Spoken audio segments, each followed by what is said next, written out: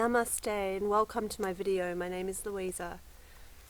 I'm sharing today on another topic of mental illness, mental distress, everything in inverted commas because it's difficult these days to use language such as mental illness. And I want to discuss today actually a very important aspect of mental illness, which is diagnoses,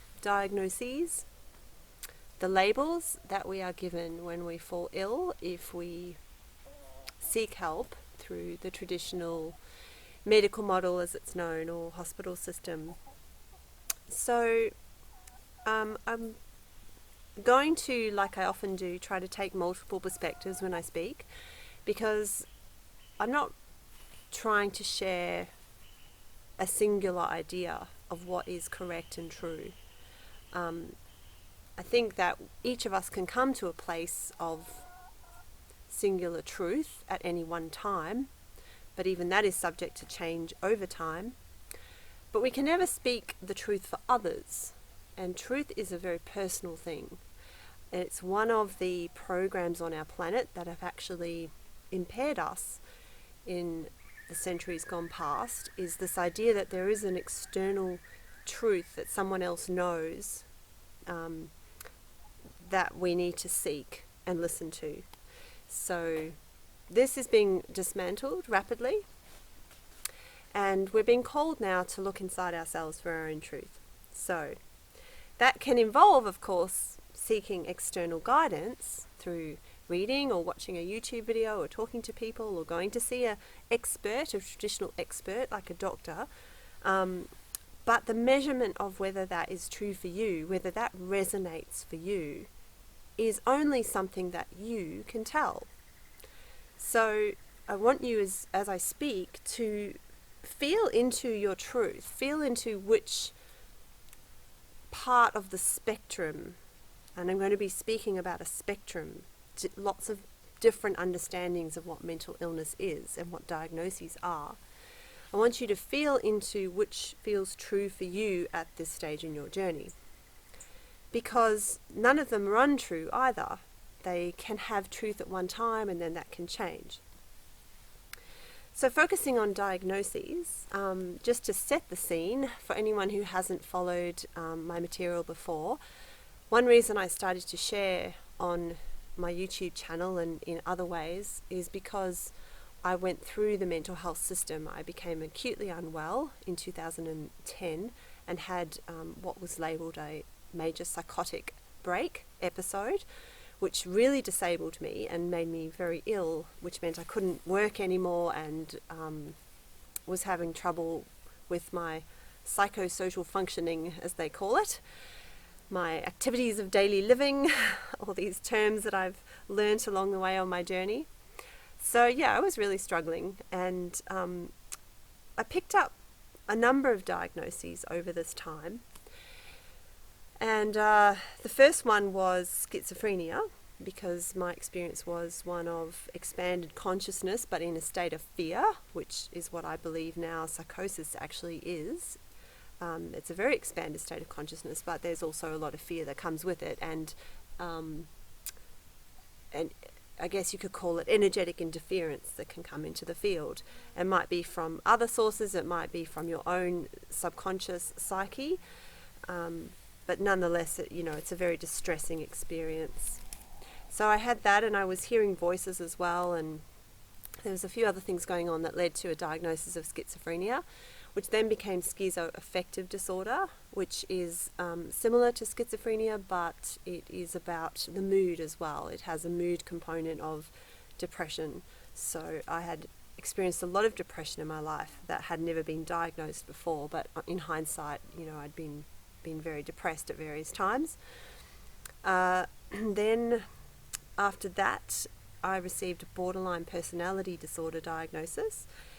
Now, I believe that was because I started to do some work on trauma, and what started to happen was a lot of really strong feelings started to come out, and a lot of memories from childhood, and I kind of started to fragment. So experiences that had been pushed away in my consciousness now began to emerge and express themselves. They were very childlike, and I was also harming myself a lot, which is one of the features of this diagnosis of borderline personality disorder. I was very emotionally volatile. I couldn't handle change and adjust to stress very easily. And I had attachment problems, I suppose you could call them, with the people that I was working with. I was extremely attached to them, and I would get very distressed over that relationship, which I've covered in some other videos that I've made. So that was another diagnosis, and then I went on to, tentatively, I suppose, it was official, but I would say I was never on the high end of the spectrum. I was like a low end of the spectrum of dissociative identity disorder, which meant that my personality is essentially fragmented to such a degree now into these ego states, these aspects of self, which were becoming more and more distinct. And there were times when I would lose memory, or at least the memory would be very fuzzy, and there was a lot of conflict between these inner parts. So I went through what a typical person with dissociative identity disorder would go through, yet it wasn't extreme. You know, I have to sort of quantify that, because there are some people who have that condition in an extreme form. What else did I receive? I think various doctors have tried to diagnose me with bipolar disorder, adjustment disorder. So I've never had just straight depression and anxiety, but I'll tell you right now, that's been a part of it. So, you know, I probably at various stages could have fit into any of the diagnoses almost. PTSD was one I never got, and yet, you know, a lot of my responses were trauma-based. So I say all that to set up, I suppose, this idea that diagnoses are subjective. So these diagnoses were given to me by the people that I was working with, and I worked with a number of different doctors and therapists, so they all had different opinions. So there was that at play, and then there was also me changing. So the picture was changing rapidly. As I said, I did some trauma work, and that brought up some feelings, and then I was doing some self-harm, so then I got the borderline diagnoses, and so it went. There was always something kind of that added to the picture or changed the picture. I'm probably a bit of an extreme case in that regard, because I changed quite quickly, and I moved through my acute phase of mental illness very quickly. So I guess it was a complex picture. But I know this is an experience that many people have, that they do receive lots of different diagnoses, especially the DID diagnosis. A lot of people feel that they are misdiagnosed, that they get PTSD and schizophrenia and all sorts of things before they come to the DID. So what is the point of all these diagnoses? Are they useful, or are they limited, or are they both? And I guess that's what I want to explore here. So let's start with the usefulness. I do see and speak to a lot of people, and I have had this experience myself, who feel very relieved when they first receive a diagnosis. So you might have gone through years of feeling very miserable, isolated, alone, confused about why you're acting the way you're acting.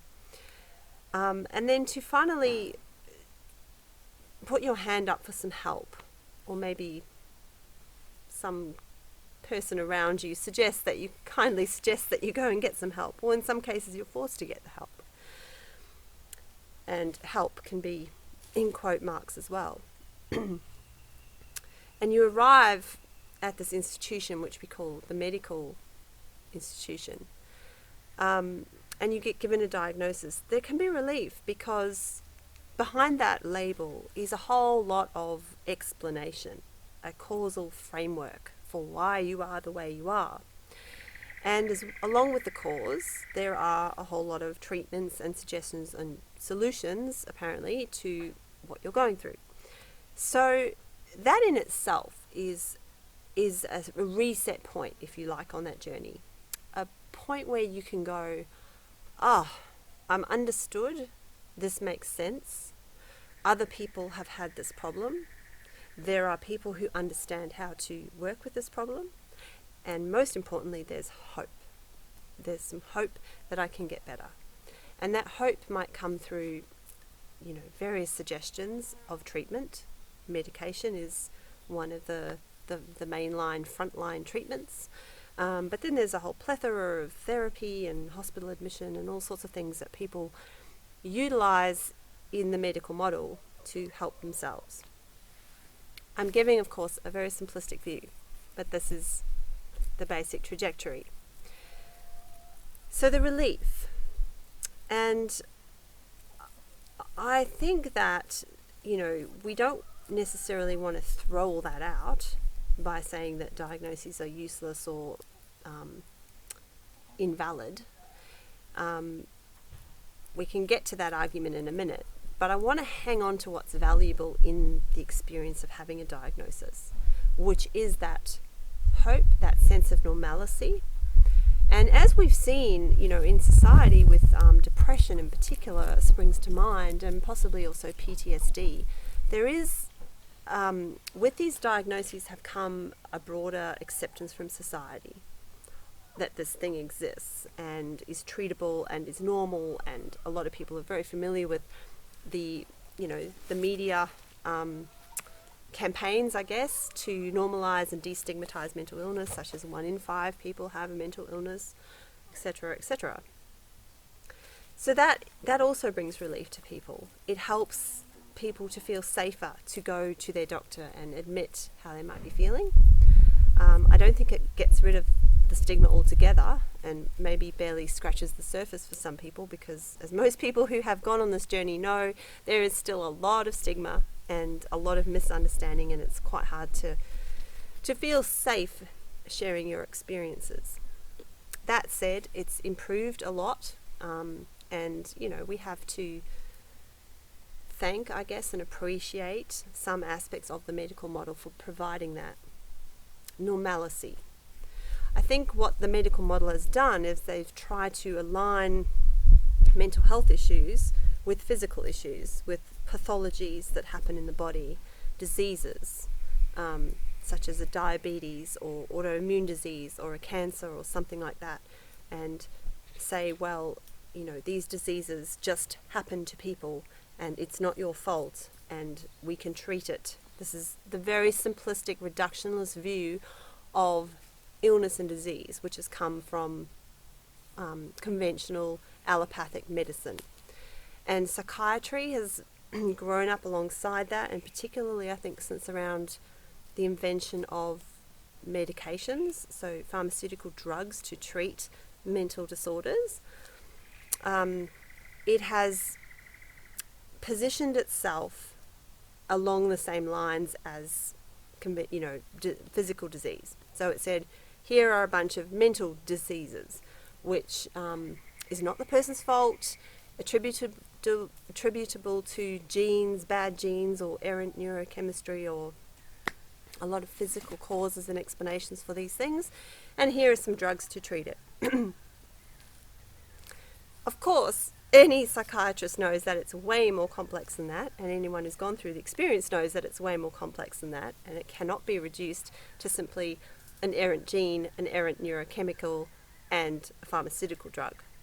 But nonetheless, that's kind of like the foundational premise, which, as I have argued, has created a sense of normalizing it for our society. So it's gone, I think, some way to assisting in that respect. So that's the usefulness. Another aspect of the usefulness is that behind each of these diagnoses has developed a body of work, a body of experience, both from clinicians working with patients and patients' experiences themselves, which has contributed to our understanding of these things. So whatever label we give something, we call it schizophrenia, or we could call it, there's actually the Japanese have come up with a new word for it. I can't recall what it's called. Actually, let's use the borderline example, because borderline personality disorder is a label, but sometimes it's also referred to as complex trauma disorder, which is less stigmatizing and is now being preferred in some circles. But whatever label we give that, behind it is a kind of, like I said, a kind of collection of experience, of texts, of research, of clinical data, of case studies, of personal experiences, of videos on the internet, which create, I guess, a shared pool of resources that we can all use to help ourselves to heal from these things. So that is useful. And the way that I tried to see it as I was moving through all these different diagnoses that I had was that each diagnosis was a signpost that pointed me in the direction of a certain type of treatment. And from that signpost, I would dive into the books and I would read as much as I possibly could. I would talk to people who had that diagnosis. I would consult with doctors. I explored everything about it that I possibly could. And I took what was useful and I threw out the rest. So for me, it was a signpost, and it led me down some very interesting paths of learning, and I gained a lot from it. However, this is where I want to now sort of move over into the limits of the diagnoses, and why I hope that people will rethink their experience of having a diagnosis. And if you're a person working with others who have mental disorders, that you will not rely so heavily on diagnoses, because there are limits and there are dangers. There has been some benefit, but there is a trap with having a diagnosis, and it's actually the same trap that occurs with a physical diagnosis, because the whole idea of labeling something is coming from a very old paradigm way of thinking, which imparts behind it a message that we are powerless, that we have got schizophrenia, or we have got cancer, and that this has nothing whatsoever to do with us. It's an external thing that has happened to us. It's bad luck. Now, again, we need to retain a little bit of that thinking so that we don't fall into blaming ourselves. That is no use at all. But the trap of it is that we limit ourselves and we put ourselves in a little mental prison that says, I have got this. And that becomes the box in which we cannot escape, that we have to live in. I have got schizophrenia.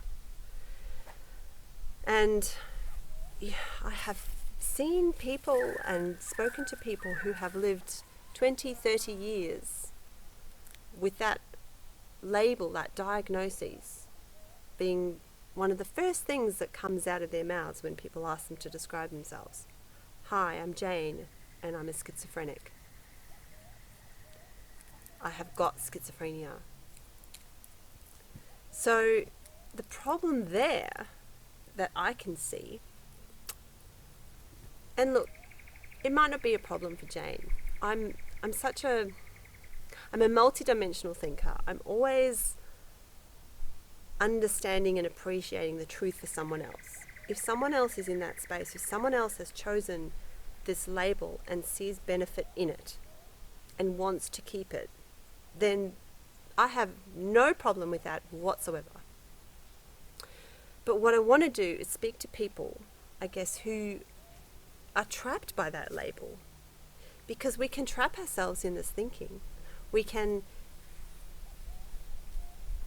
get this label, accept it, and when we accept it, we're entering into a kind of a contract with ourselves and with society, which says, right, I'm going to wear this label now. I'm going to be this person with schizophrenia, and I'm going to walk around with that filter between me and the world. And unfortunately what happens is we start to see everything through the lens of my schizophrenia, And then the external world interprets our behavior through the lens of your schizophrenia. And all of a sudden we've pathologized our natural expression of who we are. So if you recall, I said it was old paradigm thinking to kind of label things and categorize them and put them into little boxes. Because when we contrast that with new paradigm thinking, which is the thinking that is now permeating our beautiful planet Gaia and is coming into our consciousness and is there for us to begin to explore and create a different way of understanding the world, and therefore a different way of being, and therefore a different reality. This new paradigm invites us to celebrate infinite diversity of expression, not to label, not to say this is that, but rather to say this might be that, or it might be that, or perhaps it's both, or perhaps it's this just for a little bit and now it's going to be something else. And appreciate the fluidity, the dynamic nature of all that exists, the ever-changing landscape that we live in called reality. It is not a fixed thing. To be humble to the notion that our language, our human language, can never ever quantify somebody's experiences in one word, like schizophrenia. Depression is another one. Depression stands for so much, that one word, and it's loaded. And if someone says to you, how have you been? And you say, I'm depressed. Well, yes, the other person is going to have an understanding of what you're trying to say, but what about the personal expression of what you're going through? Have you just put a label in front of your own unique experience? What is depression to you? What does it feel like to be depressed? What do you mean by depression? What if you had never heard of that word? How would you describe the way you feel? Would you talk about the feeling of waking up in the morning and not wanting to even open your eyes, let alone get out of bed, let alone live another day? Is that depression? Is depression letting a week's worth of dirty dishes pile up in your kitchen and looking at those dishes and just not having the will to clean them? Or the unopened bills, or the unanswered emails, or the inability to look at a beautiful flower and feel nothing, no joy.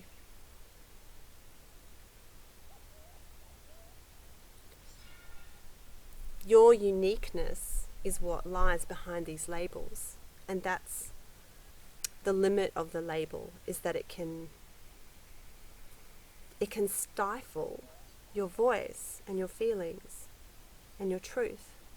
And when you let your voice and your feelings and your truth flow, then they have the ability to change. Because you see, another problem with the labels is that everyone has an opinion about these labels. So everyone has an opinion about schizophrenia. You can read multiple textbooks and find different opinions, but most of the opinions will say something along the lines of, it's not curable, you're always going to have it, you have to be on medication for the rest of your life, etc., etc. There's a story that comes with the diagnosis. And that doesn't have to be your story. So you can hear that story and you can be realistic and you can go, well, maybe that will be my story. You know, this is a pretty tough thing to get over, this thing called schizophrenia. But what if I'm the exception?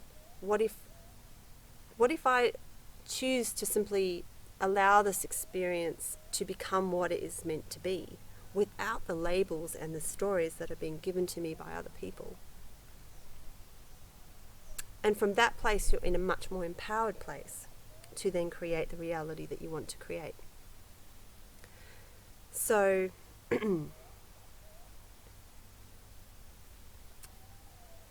so diagnoses are a double-edged sword. They can provide some comfort. I kind of see them as a little like medication, a very temporary cast that one can put over a broken bone. while the bone mends. But we don't wear a cast forever. The bone will heal, and the diagnoses may well be something that you can take off in a very short time if you're open, if you work hard, if you look at why you have created this situation in the first place. And I'm mindful that what I just said is in itself contentious. Why have you created this situation in the first place? Well, from a multidimensional perspective, you did create it and you didn't create it. It's both. I wrestled with this for years while I was going through my intense acute phase of illness. And it was an illness. You know, people don't like the term mental illness. It's only because it isn't like a physical illness, and that's why I think there's pushback. But I would definitely say that I was ill. I wasn't well. I wasn't whole. So I'm happy to use that term illness.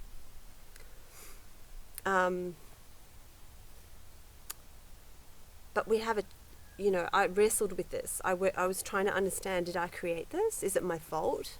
Or is it something that's happened to me? Has it just happened? And the amazing thing is that it's actually both.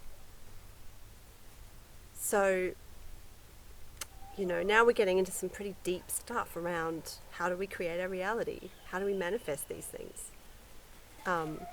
Which perhaps is for another video. Okay, I do make quite a lot of videos on this kind of thing. Maybe watch my video on timelines. That one's perhaps relevant for this occasion. But what I want to draw attention to today specifically, to try and stay on track in this video, is the language. The language is important. That language creates our reality, because the spoken word is creating our meaning, how we create meaning out of something. So, for example, if I'd had my psychotic breakdown and I was living in an Indigenous Native American culture, and I have said this before in previous videos, so forgive me if I'm repeating myself, but they wouldn't have looked at me and gone, schizophrenia, here's some medication. They would have taken me to the shaman of the village and said, this person is going through an ego dissolution. This person is going through a spiritual crisis, and they will be needing your assistance for several years, because this is a long, dark passage of the soul. It's a deep initiation at the soul level. That's what I would have been told. Now, that language, and I'm not saying that's right for everybody, but you can see the contrast of the two different languages and the meaning that is then created from those two paradigms, and then the consequence of that, what that would have meant for me in two different worlds. As it happened, I kind of straddled both worlds. I held a very spiritual perspective throughout my illness, that there was some kind of meaning for all of this. And I talk about it a lot in another video I made called Psychosis as a Spiritual Phenomenon. But I also walked in parallel, in tandem, the medical model. And I held lightly these diagnoses. I went, all right,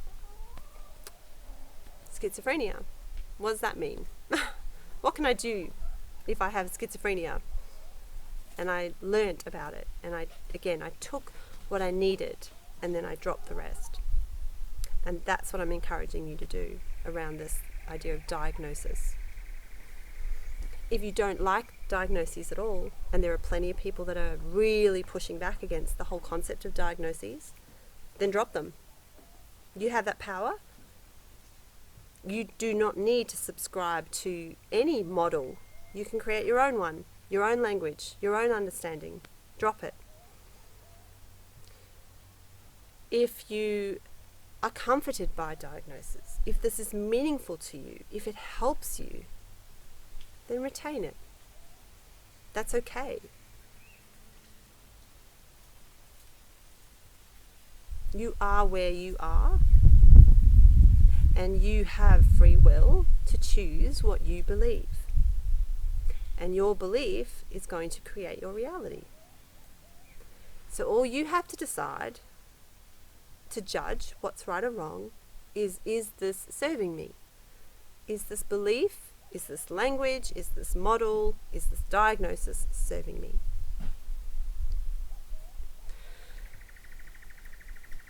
Something else I will mention too is that one of the reasons why there is a big pushback against diagnoses is because the medical world has not always acted with integrity around why diagnoses exist in the first place. So I would say the intention behind them is mixed. There is some very good intention. There are millions, if not billions, of people out there who are using diagnoses every day out of the best interests of the heart to help their patients to understand the world from a scientific point of view. That's why they exist. They're a category, a label with research behind it. And that is the good intention. But there is also, I guess you could say, a nefarious intention, an intention that did not come from a place of wanting to help people, an intention that came from a place of wanting to make money through pharmaceutical drugs. So originally diagnoses were constructed in order to help physicians match drugs, medications, to people and their distress. So if you look into the history of the Manual of Statistical Diagnoses, Diagnostical Statistical Manual, if you look into the history of that, you will find this evidenced. And you will see, as time has gone on, how contentious it has become with every year. Basically, it's become very contentious. So, look into the history, because this gives you an idea of the intention behind it. And let that be, something that informs your truth as well. A last mention of an alternative to the Diagnostic Statistical Manual, the DSM, is something that's come about quite recently, 2018, last year. So there was it was brought out in 2018, the Power Threat Meaning Framework by the British Psychological Association, who have created an alternative to diagnoses, which is not about labeling people. It's about looking at the interrelationship between power, threat, and meaning making. So the power would be whether a person has personal power to enact and do things, versus power that other people have over them. So if you think of an abusive situation, there's an example. Someone who's living in an abusive position feels powerless. Someone has power over them. Threat would of course be threat to life, threat to self-esteem, threat to whatever it might be. And then meaning making, how the person makes meaning out of that situation. And that can apply to a plethora of life experiences, really. It relates to how trauma is created in the brain, because trauma becomes trauma when a person feels powerless and is unable to cope. So this power threat meaning framework is really worth looking into, I think, to kind of see what's coming in the future, new paradigms that are going to be available in the medical model, which is great to see, because we need all of this. It's not an us or them situation. We're all working together, trying to synergize our understandings and come up with something that really serves people, that really helps people. So that's something worth looking to, and I'll put a link in below. The other thing I want to say as well is that, again, the subjectivity of diagnoses, we need to be very careful of it, because we know that they're coming from an old paradigm, and that old paradigm has sought to repress anything that old paradigm didn't like. So the classic example that kind of makes people shocked and, bemused that it could ever happen was that homosexuality was a disorder. I think it was in as late as 1970s in the DSM. Now, it seems hard to believe, but we now have a plethora of other disorders, which I think in the future we're going to look back and also find it hard to believe. And I was recently having a conversation with a beautiful soul about her diagnosis of borderline personality disorder and how she's questioning, whether being really emotional and having attachment issues is something not to do with her. It's not a problem that she personally has. It's more a problem that society has with emotions. And I would say that absolutely that is in the mix. That is part of what we're talking about here, because the old paradigm, very patriarchal way of viewing the world has been to repress the feminine. And the feminine is naturally emotional. The feminine has been labelled irrational and chaotic and hysterical as a way of repressing it. But in actual fact, emotion is a very important part of who we are. It's the other half of the whole. We need logic and we need emotion. We need our right brain and our left brain. And we actually need them to be perfectly balanced. So, we're seeing, I think, these big changes in our society, which is going to cause us, I would say, in the next 10 years to really, really look at these diagnoses with a whole nother view. And quite possibly dismantle the idea of even needing a label, because we're all so unique. You could really, I suppose what I would have liked is when I fronted up to the medical system is I would have liked maybe a checklist in front of me of all the possible things that could be going wrong with me at that time that I would feel were distressing, and then I could just tick the boxes. Yes, I have insomnia. Yes, I'm hearing voices. Yes, I have abandonment issues when I work with people, attachment issues. Yes, self-harm. Yes, suicidal thoughts. So you go through a kind of list, and then that becomes you.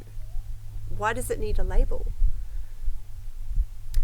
Well, traditionally, it's needed a label for the medical model to be able to justify itself as a scientific pursuit. It's needed a label because the old paradigm insists on categories and this. It's needed a label for the system that has supported it and grown up around it, and you could argue feeds off it. Insurance companies, pharmaceutical companies, requiring those labels to justify the treatments that come out of it. So yeah, it's been very supported by that old paradigm. But that old paradigm is there, but we don't need it anymore.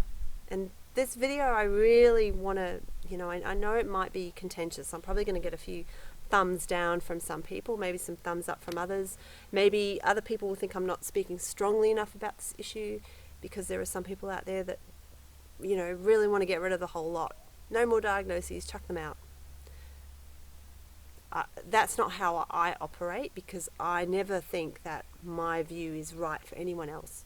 So I'm trying my best to kind of provide a spectrum of possible angles that we can look at this from, and recognize and appreciate that everyone is at a different stage with all this stuff. And if you're on a journey of learning how to heal yourself from intense emotional and psychological distress, there is maybe going to be a time when those diagnoses are of huge comfort to you. But what I want you to do is to keep growing no matter what. So if there comes a time when you don't need them anymore, then this is the permission right here to let them go. You don't have to label yourself with these things. You don't have to consider yourself to be anything. You are you. You are you, and you are changing every moment. And this is the new paradigm that's bringing in this acceptance of not only diversity, but personal sovereignty, eclecticness, is that a word? synergy of many, many different thoughts and belief systems operating all at once. Uniqueness. There's a lot of paradoxes in the new paradigm because we get to be totally unique and yet we get to share a sense of unity together, and for everyone to be okay and to be able to have their points of view. So that's the kind of the miracle of it, really. No more control, no more forcing, no more telling people what to think. You can think for yourself. You can label yourself as you want to. And that's, I suppose, my main message to you, really. So, yeah, hopefully that was useful. It was a little challenging to articulate, I have to admit. But as with all these videos, I just do my best and trust that, that it lands in someone's heart and helps someone. So many, many blessings to everybody as always. Yeah, feel free to write to me, comment below, or email me. Yeah, and wishing you all the best. Namaste.